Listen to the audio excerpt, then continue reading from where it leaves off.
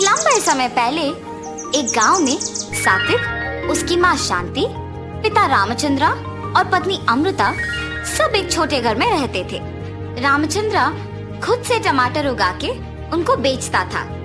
सात्विक को उसके पिता का काम नहीं पसंद था क्योंकि उसके लिए बहुत मेहनत करनी पड़ती थी। इतना ही नहीं, वो कोई काम नहीं करता था और घर पे ही बैठे रहता था। बेटा सात्विक, मुझे इस टमाटर व्यापार में मदद कर सकते हो ना? मैं तुम्हें टमाटर उगाना सिखाऊंगा और तुम टमाटर का व्यापार चलाना भी सीख पाओगे। उतना मेहनत लगा के काम कौन करेगा? मुझे आपका उस टमाटर का व्यापार करना ही नहीं पसंद और आप मुझे उसी व्यापार को चलाना सीखने के लिए कह रहे हो। अकेले मैं इतना काम नहीं कर पा रहा हूँ बेटा। मेरे साथ काम करोगे तो मेरा भी मदद हो जाएगा और व्यापार भी सीख पाओगे तुम।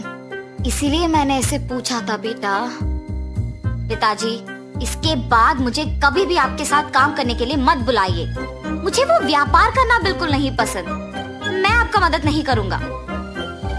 रामचंद्र उसके बेटे की बातें सुन के दुख होता है, लेकिन उसके बेटे को दुखी ना करने के इरादे से सारे काम वो अकेले करके टमाटर का व्यापार चलाता था। कुछ साल बाद रामचंद्र का सेहत बिगड़ने की वजह से वो कोई काम नहीं कर पाता है। उससे सभी दुखी होते हैं। अब शायद सभी मुझे पिताजी की जगह लेकर काम करने के लिए कहेंगे। उससे पहले ही मुझे इस घर से बाहर जाना चाहिए। लेकिन अगर मैं बाहर चला गया तो मुझे कोई ना कोई काम तो करना ही पड़ेगा। ऐसे सोच में पड़ जाता है।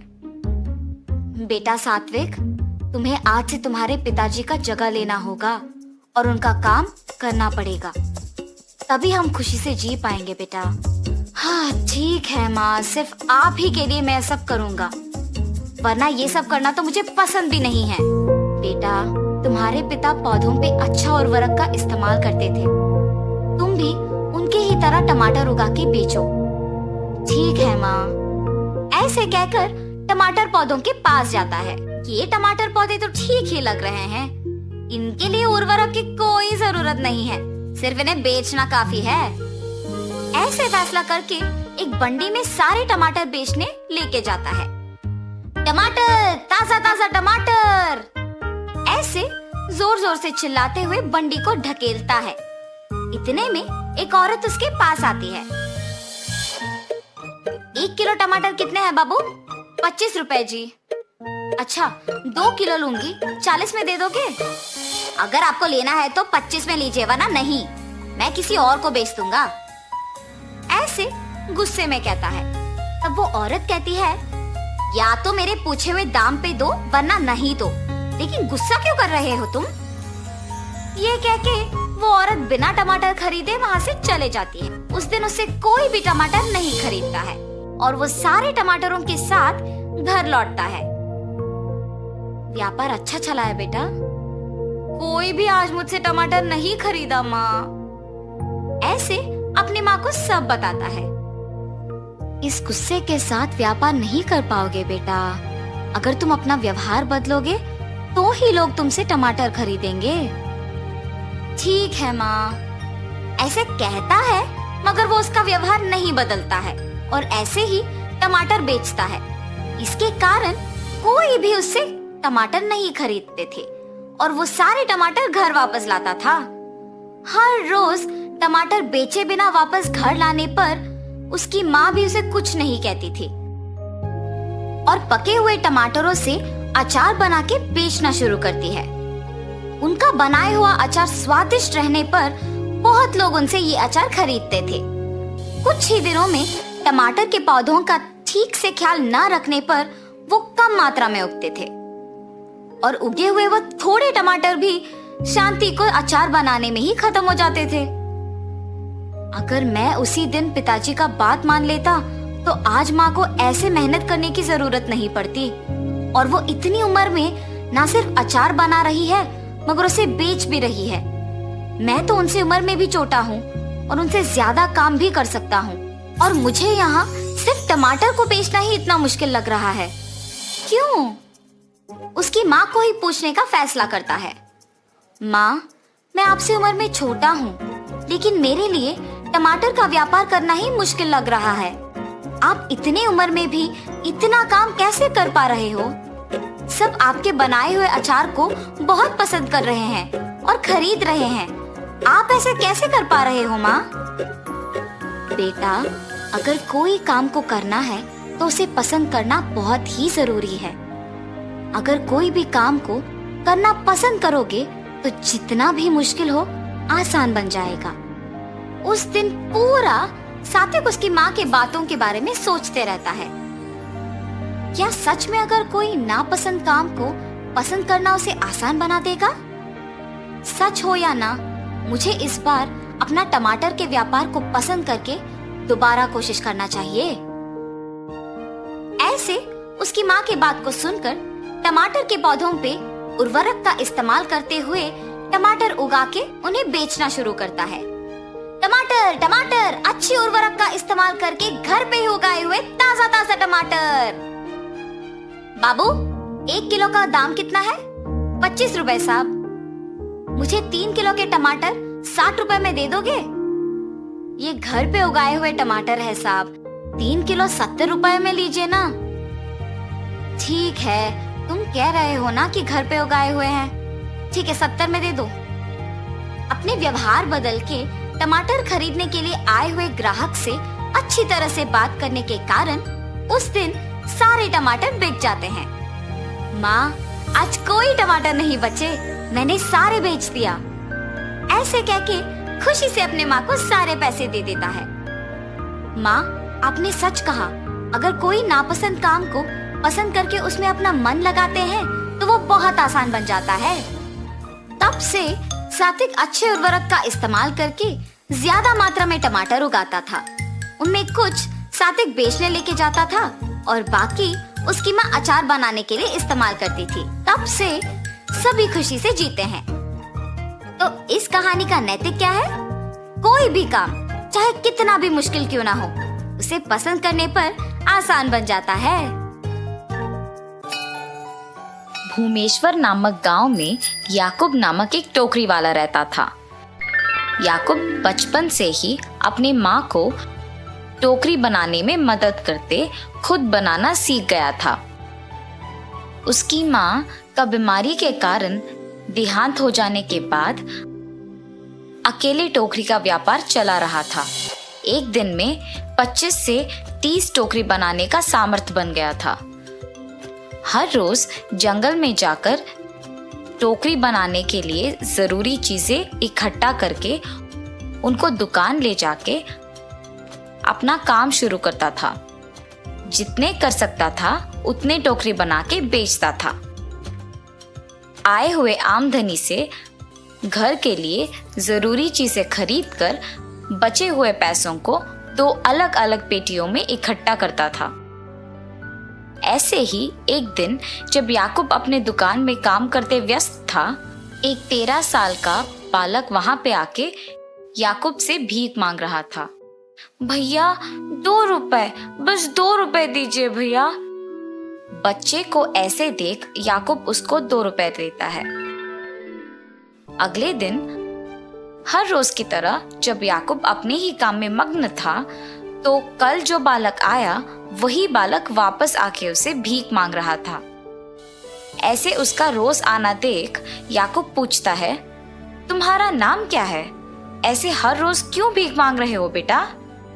मेरा नाम वासु है भैया, ऐसे भीख मांगने से ही मुझे खाना मिलती है भैया।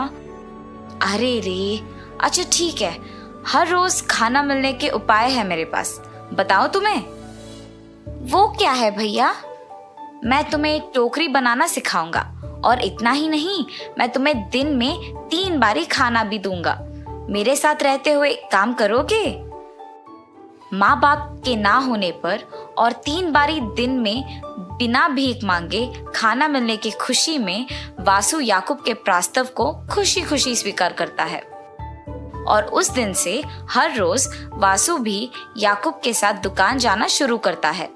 याकूब को टोकरी बनाने में मदद करते हुए काम सीख लेता है। केवल इसी में नहीं, बल्कि याकूब को खाना बनाने में भी मदद करता था। ऐसे ही हर काम में वासु याकूब के लिए एक सहारा बन गया था। एक दिन याकूब और वासु टोकरी को बनाने के चीजें लाने जंगल जाके लौट रहे होते हैं।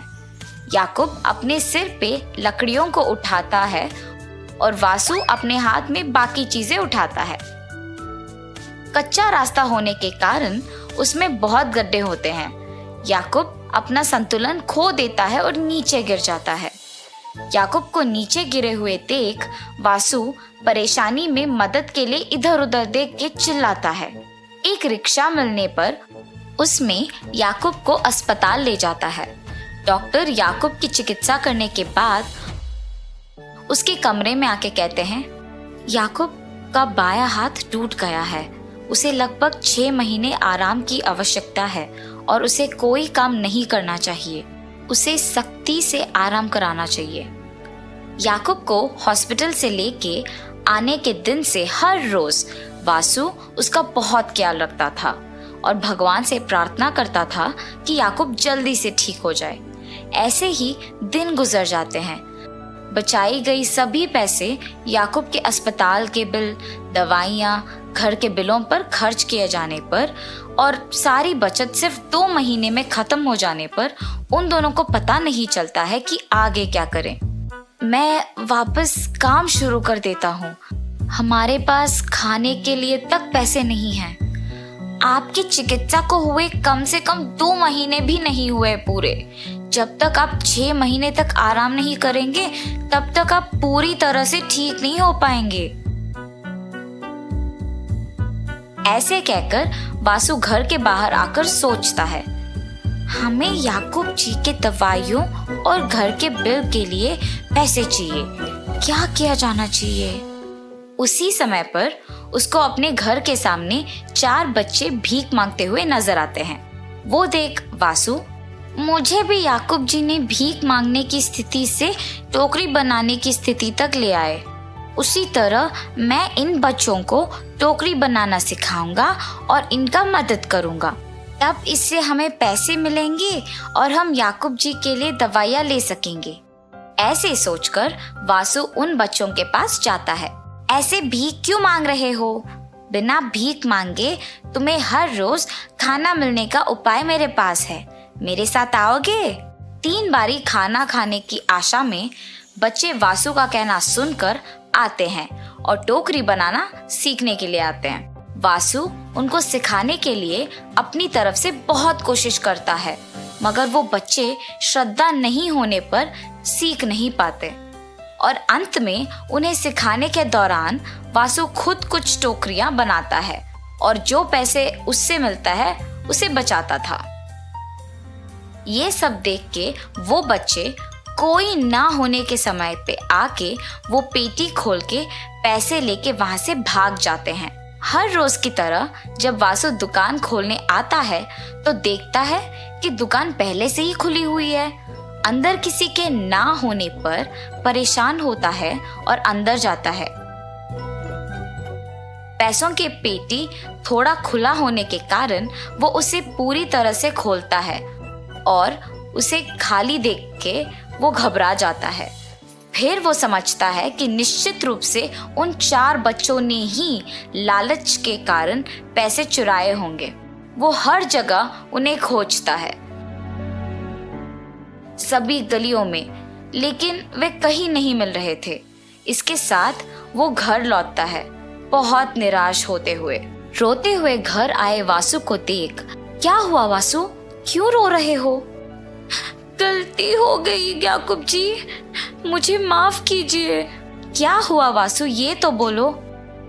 और वासु याकूब को सब कुछ बताता है।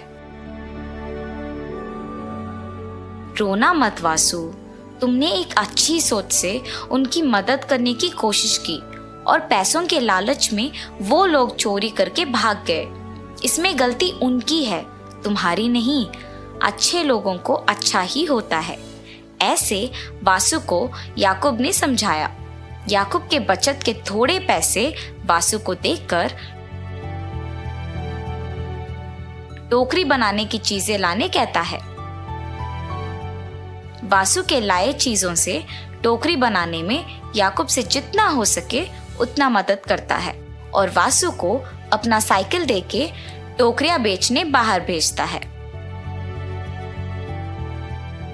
और ऐसे ही दोनों से जितना हो सके उतना काम करके पैसा कमा के खुशी से जीते हैं। इस कहानी का नैतिक है, ये जरूरी नहीं है कि गलत करने वालों से हम अच्छे से ना पेश आए। उनके बर्ताव से उनका स्वभाव पता चलता है और तुम्हारे बर्ताव से तुम्हारा स्वभाव पता चलता है। दूध वाला। बिकनूर नामक एक नगर में रहता था एक राजा चंद्रसेना। उसका मंत्री कबीर सिंह उसके दूध का कारोबार संभालता था। उन्होंने बहुत सारे स्वस्थ गायों को पाला जो अच्छा और गाढ़ा दूध देते थे। ये दूध सारे गांव में बेचा जाता था।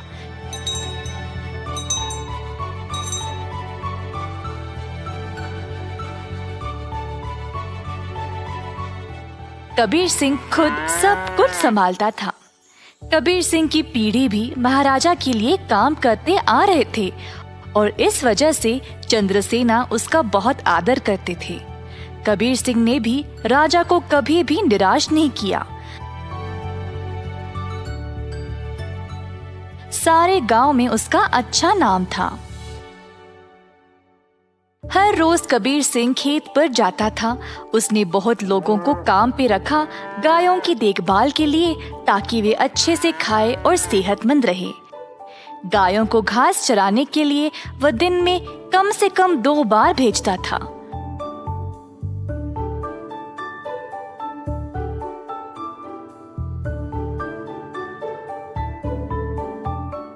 वह हमेशा ध्यान रखता था कि दूध साफ सुथरा रहे।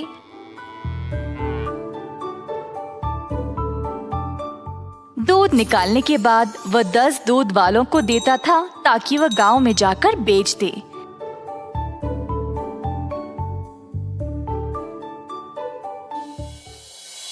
दूध वाले कबीर सिंह को पैसे देते थे और कबीर जाकर चंद्रसेना को। चंद्रसेना ने देखा कि कैसे कबीर ईमानदारी से काम करता था और उस पे पूरा भरोसा रखा।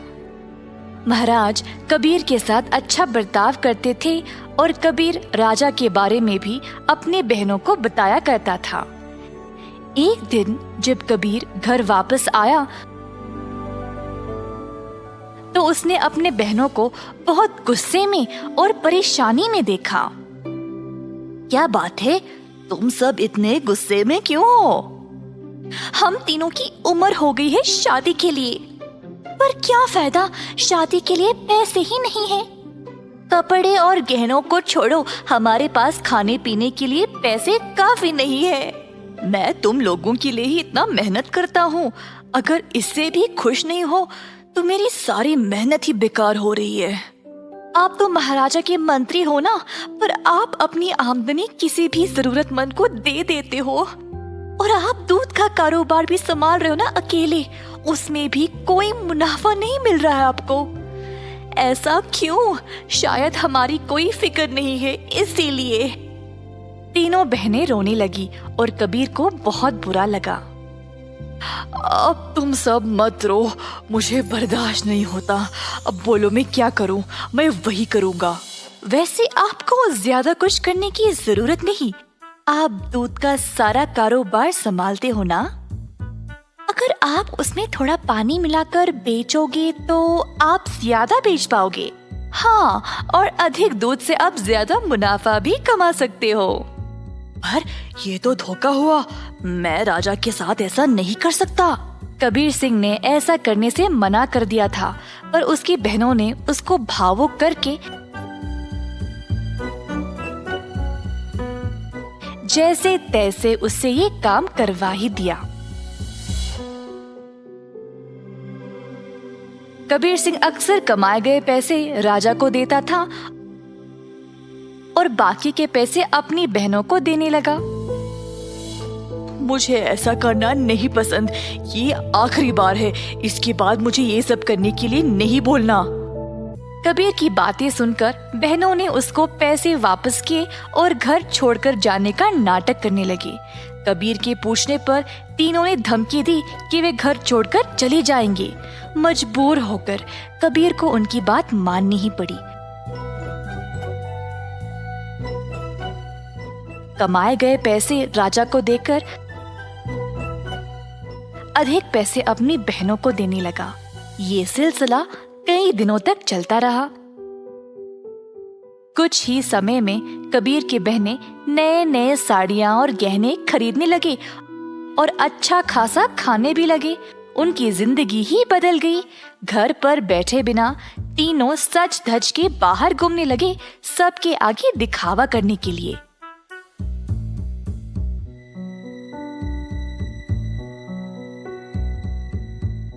गांव के सारे लोग हैरान रह गए और आपस में बातें करने लगे।